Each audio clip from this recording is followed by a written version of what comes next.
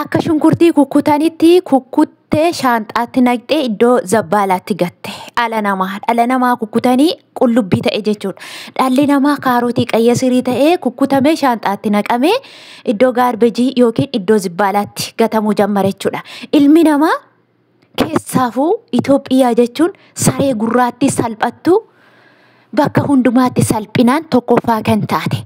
Jeequmsaan tokkoffaa, nama dhiiga namaa dhangalaasuudhaan tokkoffaa, karaa hundumaan tokkoffaa. Hojii haa hojjetan iyyuu malee an akka Itoophiyaa salphina guddaa hojjechaa jiru biyya namaa keessattis.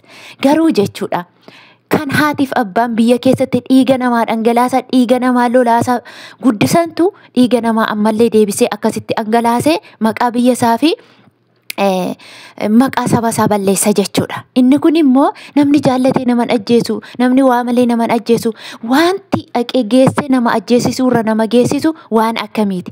Hannamaa nyaatta, hannamaa dhugda, isheefis kan miindaa kaffalu araba, siifis kan miindaa kaffalu araba, han nyaachisu araba, han obaasu araba, lamaan isaaniiyyuu. Kana gidduutti garuu maal inni hamma kana fuudhee hanga lubbuu namaarra nama geessisu yoo ta'uu baate dhiisanii hin badanii. Nagaa Waaqayyoo isiniif haa ta'u hordoftootaa fi jaallatamtoota kabajamtoota maamiloota kiyyaa dhugaa dubbachuuf viidiyoo kana irraa hojjechuun na dabbaree callisee taa'een ture. Garuu immoo addan baasa eenyutu akka kana godhe. Araboonni wal harkaa fuudhanii wayyoo Itoophiyaan mujirima, Itoophiyaan kana goote jedhanii saree akka saree gurraattiitti nu ilaalaa jiru jechuudha. Saree gurraattiin suruura namarraa fuuti. Namni sodaata bakkuma jirutti uy bismillah, uy basmaam jedha, uy bayyesusim jedha namni yeroo saree gurraattiin tuf namatti jettu jechuudha.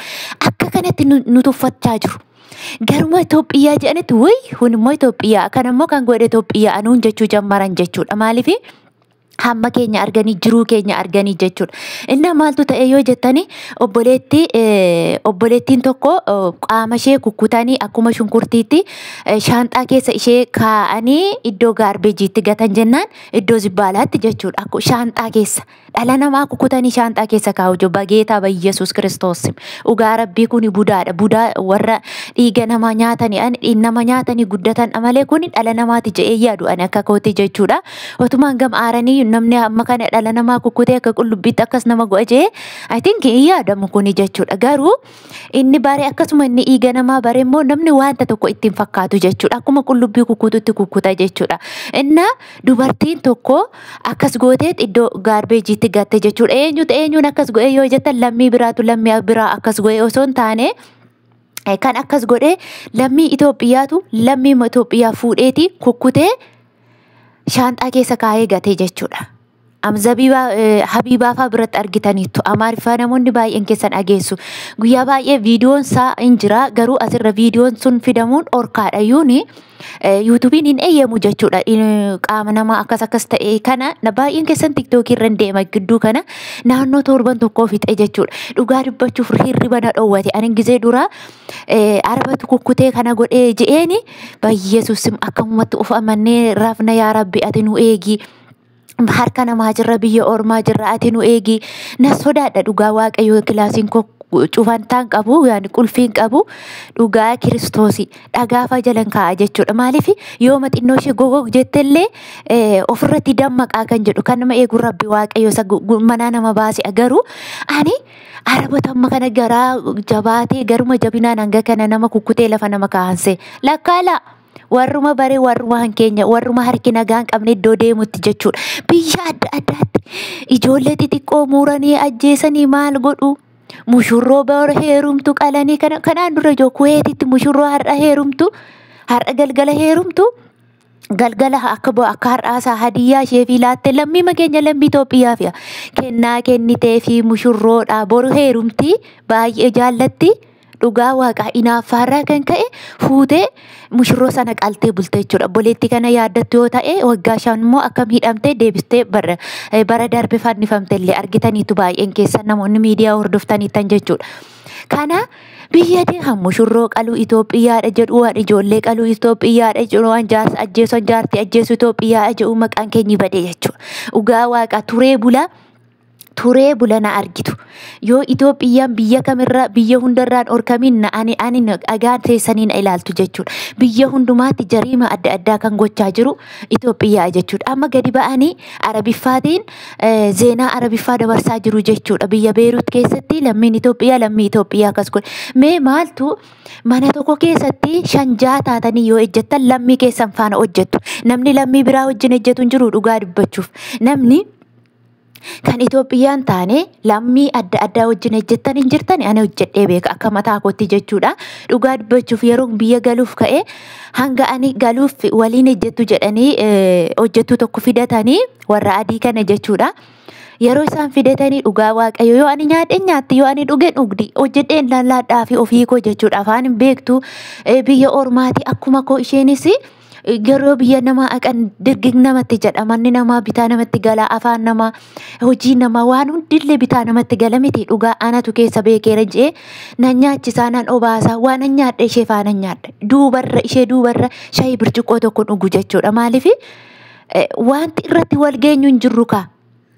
Han namaati kan nuti nyaachaa jirru, han dhugaa jirru kan namaati, kan uffachaa jirru kan namaati. Miindaan nu kaffallu yoo hojjennee nu kaffalama. Waan anaaf ishee irratti wal dhiibnu tokko jira, daarii dambara wayii irratti wal dhiibnu jira hin jiru. Nama baay'eetu lammii adda addaa wajjin waggaa kudha meeqa ejjetee gala. Garuu lammiin keenya mana tokko keessatti wal hin danda'an. Lammii keenya kan summii walii laatan lammiin keenya summii walii laatu wal ajjeesu warreebu. Dhiira irratti yoo ta'e jechuudha qilee haalitu guuta dhiirri darbaa barbaadan sanuun abduyi sanuu shamarran biyya arabaatu dhiira dhabaa otuma dhiira irratti ta'ellee jechuudha dhugaa dubbachuuf maaliif sababa kanaa irratti ajjeeste kan jedhamu ammatti qorannoo marra jirama jechuudha. Ani gaafa lammii Itoophiyaa akkas godhe gaafa jedhani dhugaa waaqayyooti baay'ee tokko sururna jedhe jechuudha nan qaana'e. Enna garuma deemnutti salphina guddaa kan salphachaa jirru salphina keessaatu mujrimummaan amma kanaa ga'u namni baay'een namni jaallatee nama ajjeesaayi namni nama ajjeesu barseexanan namatti erga malee dhugaa rabbii siniin jedha. Namni inni akka kanaa jechuun nama ilma namaaf garaansa oomummaan qabne namni nama ajjeesu jechuudha. Yoo rakkatte himadhu asbayii iyyi miidiyaan amma jira asbayii iyyi kana na rakkiste namni kun kana na balleessa jedhii dubbadhu. Hankanaachi harkuma mujiruma bareetu nama ajjeesa malee jechuudha. Namoonni akka kana immoo namni badii dalagu nama xiqqishuudha. Nama persentii dhibba keessaa nama persentii 25 hin taanedha. Warri kun immoo namoota persentii hafan persentii 75 immoo gufuu ilma namaa ta'anidha jechuudha. Hiyyeessa biyya keessaa bahee biyya namaatti jijjiiramoo haadha isaa abbaa isaa maatii isaa biyya isaa gargaarutti gufuu warra ta'anii jechuudha. Warri kun immoo warra gufuu jireenya ilma namaa ta'e gufuu jireenya ilma miskiinaa ta'e jechuudha. Gufuu jireenya akkasumallee gufuu maqaa biyya ofii jechuudha. Dhugaa dubbachuuf namoonni baay'een amma waa'ee tokko kanaan dura viidiyoo as biyya Saudiitti nama ajjeese tokko irratti dubbannaan baga ajjeese isaan keenya meeqa ajjeesan noo akkas miti akkas otoo hin taane waa gaarii hojjechuu yaaluu wal barsiisuu nagaan ba'anii nagaan galuu wal barsiisuu otoo yaadanii malee juu abaluyyuu akkas go'e inni tokko peepsii isaa buufatee taa'ee innis baga ajjeese yallaaqee ajjeesi yataa abbaatu isaan keenya akkas godhanii jira. Inni tokko immoo hojii dafqasaa dafqeetiin akkas jedha waan ta'een anis haqeen gumaa baasa jedhee ajjeesu. Inni kun inni dayyuus immoo jechuudha inni waan tokko boruu isaa fuuldura isaa maatii isaa biyyarraa duubatti galagaleen ilaalle immoo lakkaa dhugaadha isaan keenya ajjeesaniiru dhaqee ajjeesa jechuudha. Yeroo kana tokkoffaa ofiisaa mataa isaatiin bade. Lammaffaa maqaa biyya isaatillee balleesse. Sadaffaa kaayyoon isaa hundumaa bakka maatii isaallee akkasaan karaa ilaalaa hambisan godhe. Nama baay'ee miidha jechuudha namni kun. Maqaan biyya ofii bade jechuun biyya tokkotti illee deemtee hojjetachuu hin dandeessu jechuudha. Biyyi hundi namarratti cufama. Dhugaa dubbachuuf yeroo biyyi namaa deemee hojjetatu alli namaa deemee jijjiiramoo hojjetatee galuu maqaanis nu bade gara deemnutti dhugaa rabbii kabajaan qabnu saree akkuma saree gurraatti isiniin jedhe saree taabota lixxe jechuudha. Taabota lixxe jechuun nama caammaa hidhatee kanaaf jechuudha namoonni baay'een iddoo deemnutti kuni shakaalaa eessaati shakaalaa Itoophiyaa gaafa jedhu warra Itoophiyaamu. Akkuma saree suni jedhanii saree ofirraa ifatan akkasuma Itoophiyaa nuun jedha jechuudha. Kanaafuu adaraa keessa wanti isinitti jabaatu yoo isinitti jabaate jireenyi hangam yoo isinitti cimeeyyuu of qabaa of adabaa. biyya keessaniif jecha, maatii keessaniif jecha, maqaa keessaniif jecha, ofii keessaniif jecha of qaba. Waan rakkattan yoo ta'uu baate dhiisaa badaa manicharraa. Yoo baddan rakkoo tokkollee wanti isinirra ga'u tokkollee hin jiru jechuudha. Yoo baatan yoo baddan numaa galtu biyya keessanitti waan isin taatan tokko hin jiru jechuudha. Kanaafuu waan isin rakkise irratti gadi ba'aa himadhaa malee ilma namaa irratti irmijjaa yookiin immoo murtoo tokko fudhachuu iyyaaliina. Waaqayyo sinaa eegu. Rabbiin inni manaa nu baase nu haa eegu. Harka keenya qulqulluu haa godhu.